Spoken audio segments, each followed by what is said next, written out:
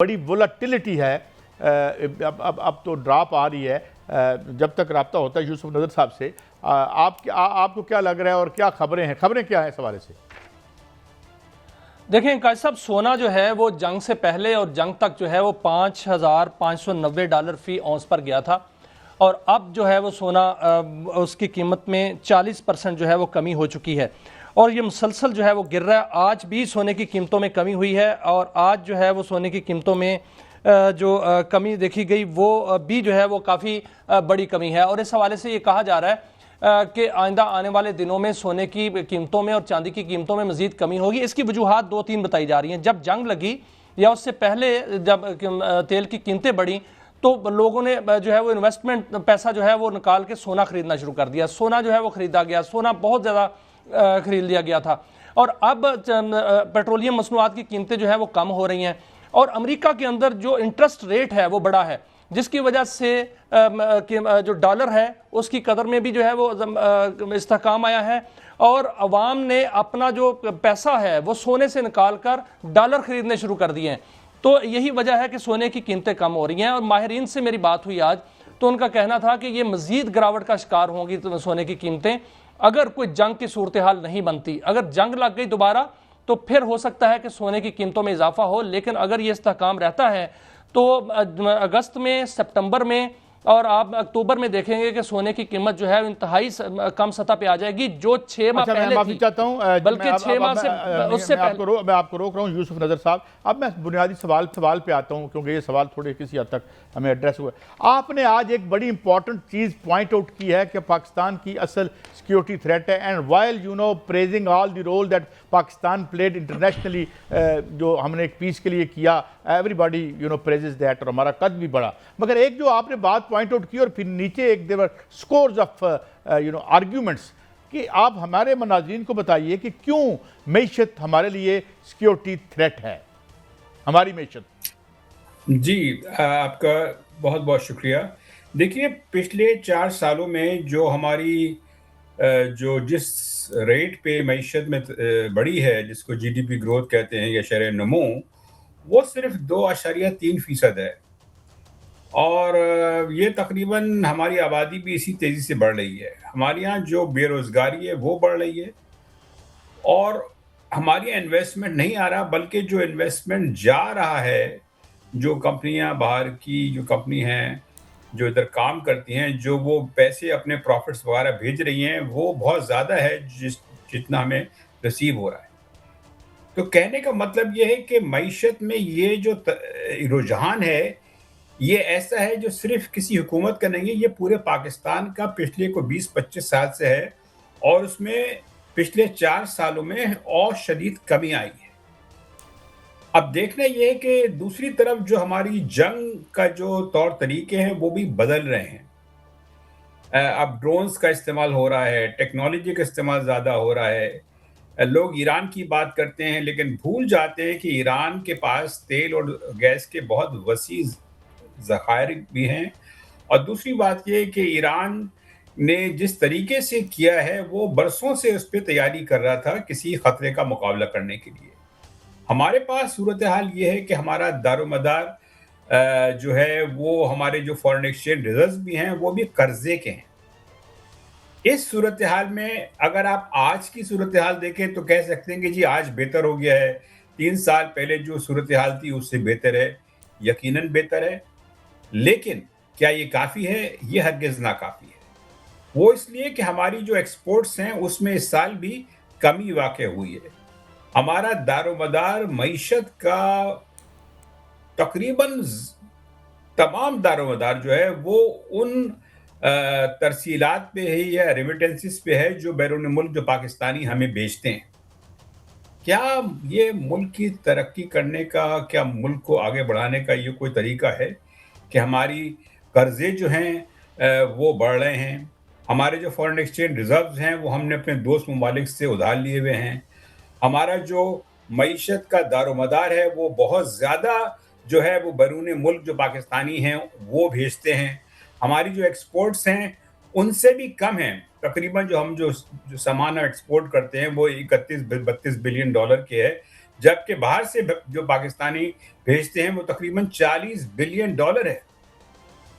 تو یہ بہت بڑا لمحہ فکریہ اچھا ہے. ایک بات اور آپ نے کہی آرٹیکل میں یوسف نظر صاحب یو سجسٹڈ سم میجرز، اور پھر آپ نے رینٹ سیکنگ کی بات کی، آپ نے ایلیٹ کیپچر کی بات کی. تو یہ اتنے بڑے سطح پر تبدیلی، ڈو یو تھنک کہ جو پریزنٹ پولیٹیکل ڈسپنسیشن ہے یہ اس کو رخ کو موڑ سکتے ہیں؟ ضرورت تو شدت سے بڑھتی جلی جائے گی اس تبدیلی کی. کیا سمجھتے ہیں آپ کی کوئی ہے silver lining at the end of the tunnel? دیکھیے 2-3 باتیں ہیں. پہلے تو ہمیں یہ جس بڑا خطرے کی طرف میں نے نشاندہی کی ہے اس کا مکمل ادراک ہونا چاہیے کہ ہو کیا رہا ہے. اکثر یہ بات میں برسوں سے سنتا آ رہا ہوں کہ ہمارے پاس سیاسی ول نہیں ہے یا موجودہ حکومت کے پاس وہ کیپیسٹی نہیں ہے. یہ سارے آرگیومنٹ تو ہیں، لیکن میرے لکھنے کا مقصد یہ تھا کہ جس صورتحال سے ہم آج دوچار ہیں، جو بظاہر جو ہمیں سکون نظر آتا ہے، یہ سکون جو ہے بڑا فریبی ہے. آگے جو ہونے والا ہے وہ اس میں بہت زیادہ خطرات ہیں، اور وہ خطرات کی دو بڑی جو ایکسٹرنل وجوہات ہیں. ایک تو میں نے ذکر آپ سے کر ہی دیا کہ جنگ کی نوعیت چینج ہو رہی ہے. اس کو اپنی پوری ہماری جو آرم فورسز ہیں اس کو ماڈرنائز کرنے کے لیے ہمیں ٹیکنالوجی میں اور اس طرح کی جو نئی چیزیں آ رہی ہیں اس میں انویسٹ کرنا پڑے گا. وہ انویسٹمنٹس بھی بلینز آف ڈالرز کی ضرورت پڑے گی، پہلی بات. دوسرا یہ کہ یہ جو آرٹیفیشل انٹیلیجنس کا ایک نئی ویو آئی ہے جس سے میرے خیال سے ہمیں کیا ساری دنیا کو بھی اس کا سامنا نہیں کرنا پڑا تھا. اس کے لیے یہ جو ہے دو بڑی طاقتوں کے درمیان سب سے بڑا میں سمجھتا ہوں پوائنٹ آف کنٹینشن ہے، چائنا کے اور امریکہ کے درمیان. تو یہ بہت بڑی چیز ہے. ہم کہاں کھڑے ہیں؟ ہمیں تو اس کی میرے خیال سے ابھی اس کی اے اور بی سی ڈی بھی نہیں پتا اس کی بحیثیت قوم. تو ان سب یوسف نظر صاحب آپ نے بہترین بات کی ہے، یہ اس میں کوئی شک نہیں. سر آپ نے بہت بہترین بات کی ہے، اس میں کوئی شک نہیں کہ ہمارے پاس سرمایہ ہونا چاہیے، ہمارے پاس جو ہے وہ بلینز ڈالر ہونے چاہیے یہ انڈسٹری میں، ڈیفنس انڈسٹری میں سرمایہ کاری کرنے کے لیے، اور دیگر جو ہے وہ موجودہ جو اس دور کے تقاضے ہیں اس کو پورا کرنے کے لیے. لیکن سر ایک اپرچونٹی کھلی ہے، جو ایران کی آپ نے بات کی کہ وہاں پر آئل کے بہت بڑے ریزروز ہیں، وہ ایک منڈی کھلی ہے اس وقت، وہاں پر جو ہے پابندیاں ختم ہوئی ہیں. ہمارے لیے موقع تو ہے کہ ہم اپنا آئل بل جو ہے درآمدی بل اس کو وہاں سے آئل لے کر بچا سکتے ہیں. نزدیک سے ہم جو ہے وہ اپنی تجارت کر کے بہت سے درآمدی بل جو ہے وہ بچا سکتے ہیں اور اس انویسٹمنٹ بھی آ سکتی ہے. کیا ہم تیار ہیں اس کے لیے؟ دیکھیے آپ کا سوال تو اچھا ہے، لیکن میرا جو بنیادی موقف یہ ہے کہ ترقی جو ہوتی ہے کسی ملک کے اپنے لوگ ذمہ دار ہوتے ہیں. آپ ایران سے تھوڑا تیل لے لیں گے، اس میں ممکن ہے آپ کو $400-500 ملین کی بچت ہو جائے، لیکن بات صرف تیل کی امپورٹس کی یا کچھ $100 ملین کی بچت کی نہیں ہے. بات یہ ہے کہ جیسا کہ میں نے پورا ایک ٹیبل بھی دیا ہے، جو ترقی کی رفتار ہے بنگلہ دیش کی بھی اور انڈیا کی بھی، پچھلے 25 سالوں میں ان کی ترقی کی رفتار جو ہے پاکستان سے 3 گنا زیادہ رہی ہے. اس کا مطلب کیا ہے؟ ہمارا دشمن جو ہے وہ بہت زیادہ ترقی کر رہا ہے، کر چکا ہے، بلکہ ہم سے زیادہ جو ہے وہ مستحکم ہے. ہمیں لوگوں کے پاس جانا پڑتا ہے، خوشامد کرنی پڑتی ہے، ڈپلومیسی کرنی پڑتی ہے.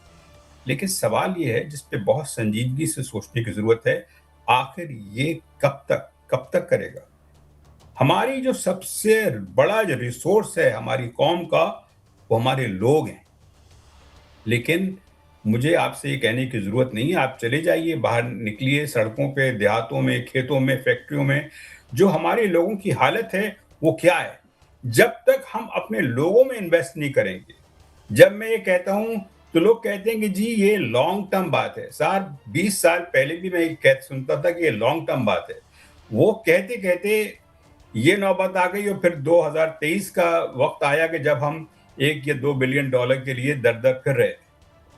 تو اس کے لیے ضروری ہے کہ ہم آگے کی طرف دیکھیں، ہم باہر دیکھنا بند کریں. سر آج ورلڈ بینک نے بھی ایک رپورٹ دی ہے، اس نے کہا ہے کہ جو NFC ایوارڈ ہے، NFC جو ہے وہ اس کی تقسیم ٹھیک نہیں ہو رہی. انہوں نے یہ بھی کہا کہ صوبے جو ہیں وہ تعلیم پر خرچ نہیں کر رہے, صحت پر خرچ نہیں کر رہے, انتظامی طور پر جو ہے وہ امور میں خرچ کر رہے ہیں, اور اس میں انہوں نے 18ویں ترمیم کو بھی تنقید کا نشانہ بنایا ہے. آپ نے اپنے آرٹیکل میں اصلاحات کی بات کی ہے. جب اصلاحات ہوتی ہے تو اس موجودہ دور میں تو ممکن نہیں ہے, کیونکہ بہت سے ادوار چلے جس میں اصلاحات فلاں ہوں گی, پروگرام بنائے گئے لیکن نہیں ہو سکی. پھر کون سا نظام ہوگا, کیسا نظام ہوگا جو کہ اصلاحات کرے گا؟